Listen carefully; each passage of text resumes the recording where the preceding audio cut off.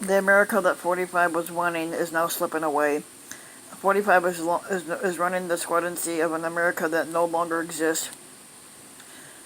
Now, let's see what your opinions are on that one. And if you like the video, make sure to like the video and to subscribe to the channel. You can follow me here, and you can follow me on Instagram and Twitter, and Facebook at Ryan Van Wyk. But let's get back to the story here. 45 in recent weeks has repeatedly reprised two of Richard Nixon's most memorable rallying cries, promising to deliver law and order for the silent majority, but in almost every meaningful way. America totally is a radically different country than it was when Nixon rode to those arguments to win the Squadron C in '68, and amid widespread anti-war protests, massive civil unrest following the assassination of Martin Luther King Jr., while the white flight from major cities and rising crime rates. 45's attempt to emulate that strategy may only prove how much the country has changed since it succeeded. Americans today are far more racially diverse. They're less Christian, better educated. If you're 45 nutlicker, then you're not educated. They're more urbanized and less likely to be married.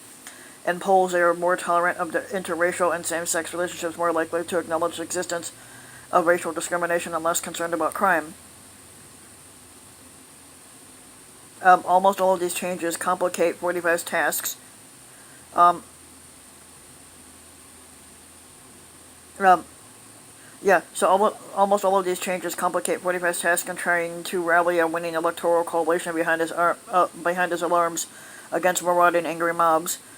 The far-left fascism and the violent mayhem we have seen in the streets of cities that are run by the Democrats, the Americans he is targeting with his messages of racial resentment and cultural backlash are uniformly a smaller share of American society now than they were then. Not all of the country's challenges present headwinds for 45. The population is older now, and older white voters in particular remain a receptive audience for 45's message of cultural and racial division. Even if his mishandling of the coronavirus outbreak has notably softened his support among them, 50 years ago, Southern evangelicals still mostly leaned toward the Democratic Party. Now they have become a pillar of the Repug coalition. And while many Northern white Catholics back then might have recoiled from 45-style attacks on immigrants as a smear on their own heritage, now when 45 talks about making America great again, more of them see themselves as part of that country that is getting protected, says Robert P. Jones, who's the founder and chief executive of the nonpartisan Public Religion Research Institute and the author of White Too Long, a new book on Christian churches and white supremacy. Together, those shifts have solidified for Repug's as much more reliable advantage among white voters without a college education than they enjoyed in Nixon's era. Like 45, who once declared, "I love the poorly educated," Nixon recognized that he was shifting the GOP's traditional class basis. On tough problems, down and educated are the ones that are with us, Nixon told his White House advisors. According to David Paul Kuhn's vivid new book about the blue-collar backlash in that era, the hard hat riot, the educated people and the leader class, Nixon continued, no longer have any character, and you can't count on them. 45 might echo both of those assessments, but he is offering them to a very different audience. The Democratic shifts have most reshaped politics since Nixon's day. Sit at the crossroads of race, education, and religion. From the 2016 GOP primaries forward, white voters without a college education have provided the 45's largest group of loyalists. In the 1968 squadron election, that group comprised nearly 80% of all voters, according to post-election surveys by both the Census Bureau and the University of Michigan's American National Election Studies. The white Americans holding at least a four-year college degree represented about 15% of the voters, with non-white Americans, almost all of them black, comprising the remainder at least, which is at just under 10%. The Emory University political scientist Alan Abramowitz analyzed the ANES data for me. That electorate is unrecognizable now. The Nonpartisan States of Challenge project has forecast that non-college white educated Americans will likely constitute 42% of the votes in November. Slightly more than half of their share in 1968, States of Change anticipates that both college-educated white voters and voters of color will represent about 30% of the voters for 2020. For the former group, that's about twice their share in 1968. For the latter, that's somewhere between three and fourfold increase. The change is just as dramatic when looking at the nation's religious composition. The white Christians comprised only 85% of all American adults in 1968, according to figures from Gallup provided to the person by the senior editor Jeffrey Jones. They now represent only half as much of the population, 42%, according to PR, PRRRI's latest national figures. The groups that have grown since then have reflected the nation's increasing racial and religious diversity. In 1968, the non-white Christians represented only 8% of Americans. Now that's tripled to just more than 24%. Most explosively has been the group of those who identify as a secular or an unaffiliated with any religious tradition. They represent just 3% of Americans in 68. Now that's also 24%. Other shifts in society structure since that era are equally profound. Census Bureau reports show that a much smaller share of adults are married now than they were then. Only about half as many Americans live in a small town or rural communities outside of a major metropolitan area. The portion was with at least some college experience is about triple its level then. Across all of these dimensions, the consistent pattern is this: the group's 45's hopes to mobilize, which is the non-college educated, non-urban, married, and Christian white voters, have significantly shrunk as a share of the overall society. In the past 50 years, the groups most alienated from him include many of the ones that have grown over those decades. College-educated white people, or people of color, which is secular, singles, and residents of the large metro areas. 45 faces two big challenges in channeling Nixon. One is that the crime rate, especially the rates of violent crime, doesn't provide as compelling a backdrop for a law and order message as it did during the 1960s. The overall violent crime increased by more than 50%, just going from 64 to 68, en route to doubling by the early 1970s. Robberies per person more than doubled from 1960 to 68. The murder rate soared by 40% from 64 to 68. In 1972, it was nearly 85% higher than it was in 1964. In the Gallup surveys from September of 68, 13% of the college-educated white voters, which was at that time 11% of the non-white college-educated with white voters, and 9% of the non-white voters, identified crime as the biggest problem facing this nation. Today, overall crime rates are much lower, a challenge that's made possible the revival of central cities around the country.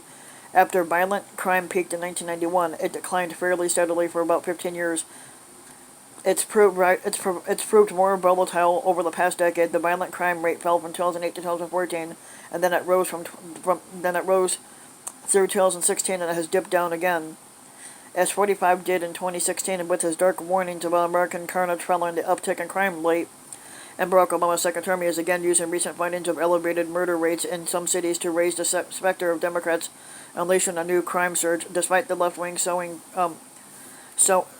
chaos in communities all across the country, and the heartbreaking murders in Democrat-controlled cities like Chicago, New York City, and Atlanta. Joe Biden has turned his back on any semblance of law and order. The Repug National Committee warned in a press release yesterday morning. But James Allen Fox, a criminologist at Northeastern University, and that any crime spikes this year amount to a short-term fluctuation and a long-term trend toward greater safety. We've enjoyed, really since the early 1990s, a decline in crime. He told me from year to year some cities saw decreases, some saw increases, but there's no crime wave, though 45 may want to construct one, a 45 up to one. Though polls generally show that concern about crime hasn't fallen as fast as crime itself, Americans haven't entirely missed this long-term trajectory. And in June Gallup polling, just 3% of the adults cited crime as the nation's top problem, which was far less than it was in 1968. 45's other big obstacle is that racial attitudes have shifted since then. That's partly because people of color represent such a large share of American society, but it's also because the college-educated and secular white Americans who tend to hold more inclusive views on the racial issues than the non-college-educated and Christian white Americans are also a bigger portion of the white population. Gallup polling in 1968 consistently documented a high level of the white anxiety about the pace of racial change. Almost half of white Americans said that the federal government was moving too fast to promote integration. 2/3 said that the black people did not face discrimination in hiring, and most striking, a bristling 3/5 majority supported a policy of shooting looters on sight during riots. On each front, the college-educated white people were less likely to express conservative views than those without degrees, but even then, they split about evenly on these questions. A half-century later, racism remains ever present in America, but many more white people appear willing to acknowledge its persistence. especially in the national debate that has followed the killing of George Floyd in Minneapolis. A recent Monmouth poll found that the most white people now agree that police are more likely to use deadly force against black people, while CNN found that most white people agree that the criminal justice system is biased. And although 45 has called Black Lives Matter a symbol of hate, 3/5 of the white people expressed support for the movement in the June Pew Research Center. White people with a college degree were consistently more likely than those without one to express such democratic views on race, but these perspectives claim significant support among non-college educated white Americans as well. These attitudes point towards a final key difference from 1968. Back then, many anxious white voters genuinely believed that Nixon could deliver law and order. But today, many white Americans, especially those with degrees, have concluded that 45 is increasing the risk of lawlessness and disorder. And one particularly striking result, Quinnipiac University last month had found that college-educated white people were twice as likely to say that having 45 as a president made them feel less safe, rather than more safe. That's a very different equation than Nixon faced, though he may have considered the uneducated the most receptive audience. For his hardline messages, he overwhelmingly won the college-educated white voters too, carrying about 2/3 of them in both of his victories, according to the ANES. Some recent polls have shown 45 carrying only 1/3 of them now.